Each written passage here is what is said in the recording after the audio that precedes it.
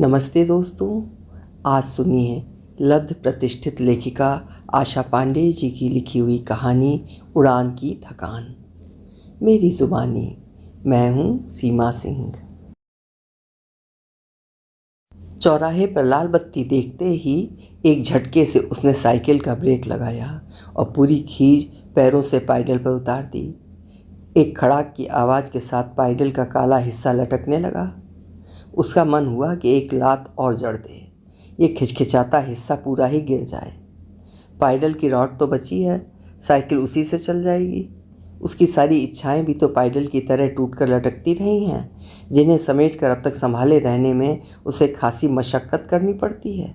हमेशा डर बना रहता है कि कहीं ऐसा ना हो कि एकदम ही पकड़ से छूट जाए और वो हाथ मलता रह जाए। अब तक उसके अगल बगल कार, मोटर, साइकिल आदि खड़े हो गए थे। यही क्षण उसके लिए सुखद होता है।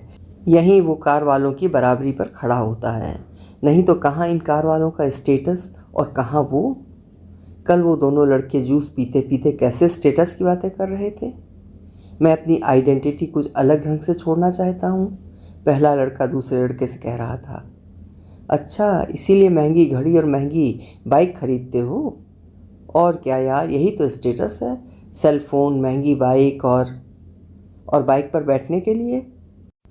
दूसरे लड़के ने बात को आगे बढ़ाया और दोनों एक दूसरे के हाथ पर हाथ मारकर हंसने लगे। जूस में नमक मसाला मिलाते मिलाते उसे लगा कि पूरा नमक उसके मुंह में भर गया। उसे मितली सी आने लगी। जूस का गिलास उन लड़कों के सामने रखकर उसने बाहर नज़र दौड़ाई। बाहर एक कोने में उसकी खटारा साइकिल खड़ी थी, उन लड़कों की रंगीन चमचमाती बाइक के ठीक पीछे। उसने उन लड़कों को ध्यान से देखा। दोनों की उम्र उसकी उम्र के बराबर ही रही होगी। वो भी यदि पढ़ सका होता तो शायद इनका सहपाठी रहता। उसके गले में कुछ अटक सा गया। इनका सहपाठी? कहाँ राजा भोज, कहाँ गंगू तेली। अगर वो पढ़ भी सका होता तो किसी म्यूनिसिपल स्कूल या जिला परिषद के साधारण से कॉलेज का छात्र रहा होता। इनकी बराबरी वो कहाँ कर सकता था। बस यही सिग्नल ही ऐसी जगह है जहाँ ये महंगी बाइक और कार वाले भी उसके बराबर के बन जाते हैं। लाख चाहें किंतु उसे पीछे छोड़कर आगे नहीं निकल सकते। लेकिन हरी बत्ती जलते ही उसके आसपास खड़ी सभी कारें, सभी गाड़ियाँ उसके मुंह पर धुआं छोड़ते हुए आगे निकल गईं। बराबरी का भ्रम इन गाड़ियों के धुएं में मिलकर उड़ गया। वो भी टूटी पैडल पर पैर मारता हुआ आगे बढ़ा। गणेश मंदिर पीछे छूट गया था। ओवर ब्रिज भी पार हो गया। सामने जगताप भाई के चाय पकौड़े की गुमटी दिखी। बेमन से ही उसने गुमटी के सामने साइकिल रोक दी। जगताप भाई गर्मा गर्म पकौड़े तल रहे थे। उसे देखकर बोले, किधर से आ रहा है? आज इतनी जल्दी तेरे मालिक ने तुझे पकौड़े खाने की छुट्टी दे दी? नहीं जगताप भाई, आज काम पर गया ही नहीं। कुछ उखड़ा दिख रहा है तू, बैठ तुझे पकौड़े खिलाता हूँ। उखड़ा तो पिछले कई सालों से है। पिता पर, खुद पर, बहनों पर, अमीर लड़कों पर, शायद पूरी दुनिया पर। उसके पिता एक बैंड कंपनी में ड्रम बजाते हैं। जेब में अगर इतना आ जाए कि 3-4 दिन आराम से अद्धी पन्नी चढ़ाई जा सके तो फिर भला काम पर क्यों जाएं। जब पिता पीकर घर भर में तूफान मचाते हैं तब वो बहुत क्षुब्ध होता है। उसका मन करता है कि इस आदमी को पटक पटक कर मारे। इसकी वजह से ही वो छोटी छोटी ख्वाहिशों के पूरे होने के लिए भी तरसता रहा है। ढंग की एक शर्ट भी वो कभी नहीं पहन सका। बहुत इच्छा थी पढ़ने की, किंतु खींचतान कर 8वीं तक ही पढ़ पाया। फिर माँ ने किसी से सिफारिश करके जूस की दुकान पर बैठा दिया। 2 बड़ी बहनें हैं, दोनों की शादी हो चुकी है, किंतु दोनों ही ठीक से अपना घर न बसा सकें और माँ की आय का आधा हिस्सा स्वयं पर खर्च करवाते हुए यहीं मायके में ही पड़ी रहती हैं। एक दिन तो वो बहुत नाराज़ हुआ। बित्ते भर के कमरे में पैर रखने तक की तो जगह नहीं है और तुम लोग हो कि यहीं पड़ी रहती हो। अपने अपने घर जाकर रहो। कहीं से आओ तो बैठने तक की जगह नहीं रहती। मच्छी बाजार लगा कर रख दिया है। दिन रात कचबच कचबच। बचपन से आज तक खाने पीने से लेकर रहने तक में उसे अपनी इच्छाओं का दमन करना पड़ा है। उसके सपने में होता है एक सुंदर सा मकान, हकीकत में रहता है वो टीन के छत वाले माचिस के डिब्बे जैसे कमरे में। सपने में होती है चमचमाती बाइक, चलाता है टूटी फूटी साइकिल जिसकी चेन हर आधा किलोमीटर पर उतर जाती है। उसे कई बार लगता है कि जूस की दुकान पर नौकरी करके उसके सपने नहीं पूरे हो सकते। लेकिन दूसरी नौकरी भी कौन सी अफसरी मिल जाएगी। अगर वो पढ़ सका होता तब दूसरी बात थी। एक कसला स्वाद उसके मुंह में भर जाता है जिसे वो नशे में धुत पड़े बाप के ऊपर थूक कर साफ कर लेना चाहता है। लेकिन कुछ संस्कार अब भी बाकी हैं जो उस शराबी को बाप का दर्जा दिला देने में सक्षम हो जाते हैं और वो अपना इरादा बदल कर वहाँ से हट जाता है। माँ घर घर मालिश का काम करके 2 वक्त की रोटी का जुगाड़ करती है, चुपचाप, बिना कुछ बोले।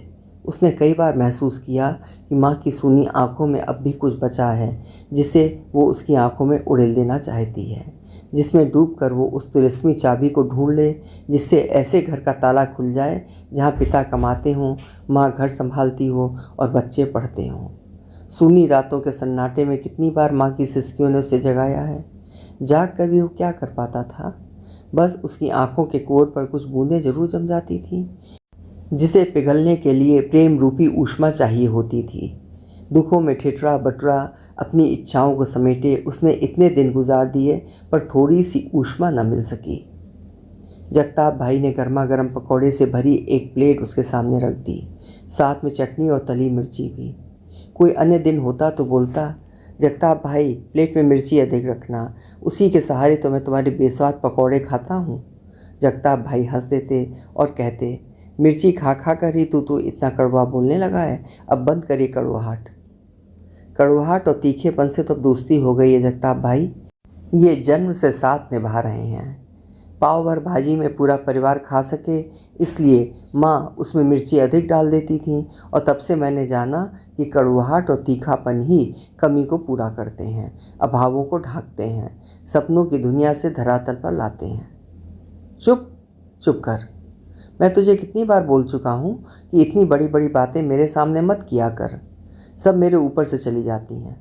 साला फिल्म देख देख कर पगला गया है, हीरो के माफिक डायलॉग बोलने लगा है।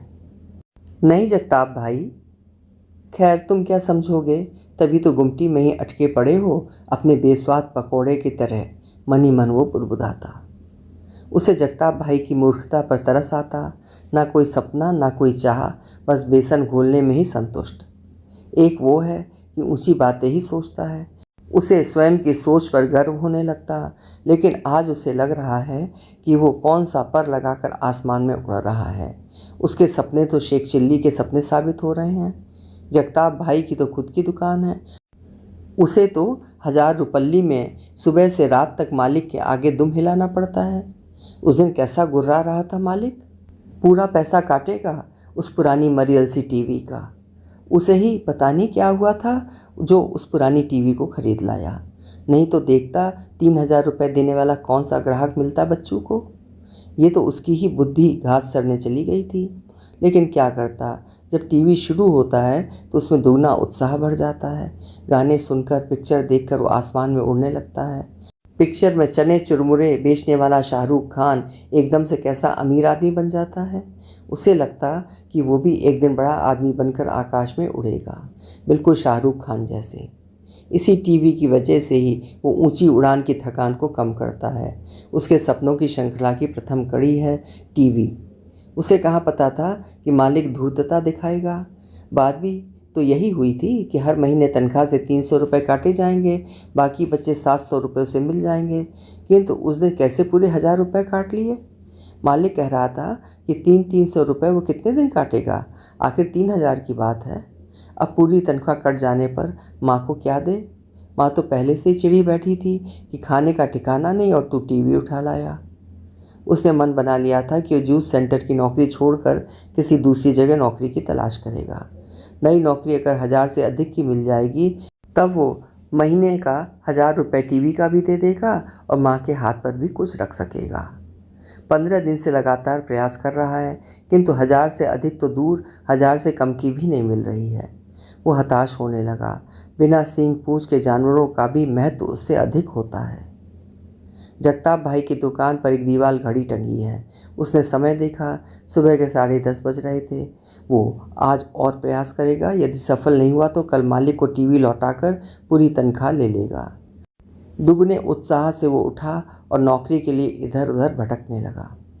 दिन भर में 5-6 कपड़े की दुकान, इतनी ही बर्तन तथा किराने आदि की दुकान, दसियों होटल, यहाँ तक कि हम्माली, चौकीदारी आदि के लिए भी तैयार, किंतु नौकरी उसके हाथ न लगी। कुछ दुकानदारों ने थोड़ी बहुत उदारता दिखाई भी तो 400-500 से अधिक की नहीं। 2 कौड़ी का हो गया है वो। हताश निराश वो रात को घर लौटा, एकदम आधा अधूरा, नहीं आधे अधूरे से भी कम, अपने बिखर रहे सपनों को किसी तरह समेटने का प्रयास करता हुआ। दरवाज़ा बस उठगा ही था, वो अंदर गया। उसका पिता पीकर औंधा पड़ा खर्राटे ले रहा था। उसने घृणा भरी नज़रों से उसे देखा। माँ भी सो चुकी थी। माँ के बगल में ही उसकी बहनें लेटी थीं। क्या पता सब सचमुच सो गए थे या चुपचाप पड़े थे। वहीं खड़े खड़े उसने पूरे कमरे में नज़र दौड़ाई। दरवाजे के बगल ही एक पुराने स्टूल पर टीवी सेट रखा था। महीने भर पहले जब ये सेट लाया था तब उसे उस कमरे की हर चीज़ बेतुकी और फालतू लग रही थी। उन टूटे फूटे सामानों के बीच टीवी सेट रखना उसे अच्छा नहीं लग रहा था। जिस कमरे में टीवी हो वहाँ 2-4 कुर्सियाँ होनी चाहिए, एक अच्छी दीवान चाहिए जिस पर बैठकर या लेटकर आराम से कार्यक्रमों को देखा जा सके, किंतु अन्य कोई व्यवस्था न होने की वजह से वहीं उसी कमरे में उसने टीवी सेट रख दिया था। अब तक उस कमरे में उसे टीवी ही सबसे अच्छी लग रही थी, किंतु आज वो बड़ा बक्सा किसी धूर्त घाघ जैसा लग रहा है जो मौका पाते ही थाली की रोटी तक छीन सकता है। कल जब वो ये टीवी लौटा देगा तो कमरा भी कुछ खाली होकर फिर से बड़ा दिखने लगेगा। उसकी सपने देखती आंखें कुछ थक कर हकीकत को स्वीकार करने लगी थीं। संयम और संतोष को उसने स्वयं पर लाद लिया था, बल्कि मन मारकर लादना ही पड़ा था। उसने बड़ी हसरत भरी निगाह टीवी सेट पर डाली, फिर सोई हुई माँ को देखा। सहसा उसे एक उपाय सूझा कि क्यों ना माँ को पूरी बात बता दी जाए और 3 महीने तक किसी तरह काम चला लिया जाए। उसके बाद तो टीवी भी उसकी हो जाएगी और पैसा भी मिलने लगेगा। उसकी आंखें चमक गईं। वो माँ के पास गया भी। थोड़ी देर तक सोती माँ को देखता रहा। उसका रोम रोम माँ से कहना चाह रहा था कि माँ किसी तरह 3 महीने संभाल लो बस, उसके बाद मैं तुम्हें परेशान नहीं करूँगा। लेकिन आवाज़ थी कि गले से बाहर ही नहीं आ रही थी। बस व्यग्रता से वो सोई हुई माँ को देखता रह गया और देखते ही देखते उदास हो गया। माँ तो टीवी लाने वाले दिन से ही चिढ़ी बैठी है, अब आगे कुछ कहने की गुंजाइश ही कहाँ रही। कमरे के एक कोने में चूल्हे के पास एक थाली ढकी है, शायद उसके लिए खाना रखा है। एक कोने में कुछ जूठे बर्तन भी रखे हैं, जिससे ज्ञात होता है कि घर के अन्य लोग भोजन कर चुके हैं। उसके लिए ढकी थाली के ढक्कन को उठाकर उसने देखा। 4 रोटी और सब्जी रखी है। भूख तो उसे तेज लगी है, किंतु गहरे अवसाद से घिरे उसके मन में खाने की इच्छा शेष नहीं रह गई है। कपड़े बदलकर उसने हाथ मुंह धोए और बिस्तर पर लेट गया। बिस्तर पर ही टीवी का रिमोट पड़ा है। उसने उठा लिया और कुछ सोचते हुए इधर उधर घुमाकर देखने लगा। वो टीवी नहीं देखना चाहता है, लेकिन न जाने कैसे उससे रिमोट की बटन दब ही गई। अमिताभ बच्चन की कोई फिल्म चल रही है। देखते देखते वो फिल्म में डूबने लगा। उसके मन का अवसाद निकल गया। उड़ान की थकान मिट गई। उसे आनंद आने लगा। फिल्म का एक एक डायलॉग उसे रोमांचित कर रहा है। अब उसे ना तो नौकरी मिलने का गम है और ना ही टीवी की किस्त के रूप में पूरी तनख्वाह कटने की चिंता। उसे तो बस अब अमिताभ बच्चन और उनकी फिल्म दिख रही है। कहीं कुछ कसक है तो वो है भूख की। उसने कोने में रखी अपनी थाली उठाई और धीरे धीरे भोजन करने लगा। पिक्चर अब भी चल रही है और वो खाते खाते देख रहा है। अभी आप सुन रहे थे डॉक्टर आशा पांडे की लिखी हुई कहानी उड़ान की थकान। एक गरीब, अनपढ़ और अवसादग्रस्त युवक की कहानी आपको कैसी लगी कमेंट करके ज़रूर बताइएगा। कहानी पसंद आई हो तो लाइक भी करिएगा। कल फिर मिलेंगे। आपका समय शुभ हो।